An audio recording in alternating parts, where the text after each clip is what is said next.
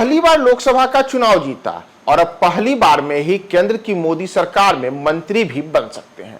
नमस्कार, मैं हूं प्रियदर्शन और आप देख रहे हैं न्यूज फॉर नेशन और हम बात कर रहे हैं गया संसदीय सीट से निर्वाचित 79 वर्षीय जीतन राम मांझी की। इसके पहले जीतन राम मांझी 3 बार लोकसभा का चुनाव लड़े और तीनों बार उनकी हार हो गई।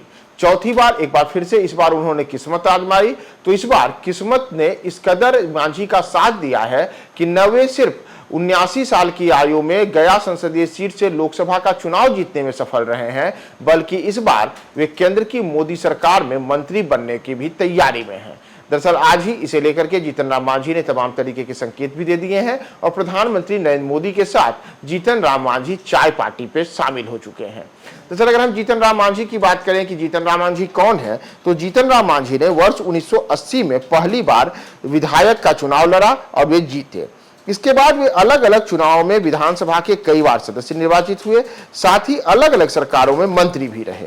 इतना ही नहीं, बिहार के मुख्यमंत्री के तौर पर भी जीतन राम मांझी ने अपनी अहम पहचान बनाई और 20 मई 2014 से 20 फरवरी 2015 तक वे बिहार के मुख्यमंत्री के रूप में रहे।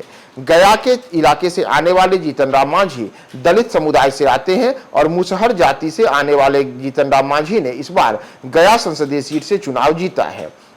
ऐसे में सियासत का लंबा अनुभव रखने वाले जीतन राम मांझी जदयू से जब अलग हो गए थे तो उसी दौरान उन्होंने हिंदुस्तानी अवाम मोर्चा का गठन किया था। उनके पुत्र संतोष सुमन मौजूदा समय में बिहार सरकार में मंत्री हैं और इस बार के लोकसभा चुनाव में हिंदुस्तानी अवाम मोर्चा को एनडीए ने गया की एकमात्र सीट दी थी, जिस सीट से जीतन राम मांझी ने खुद चुनाव लड़ा और बड़ी जीत हासिल की।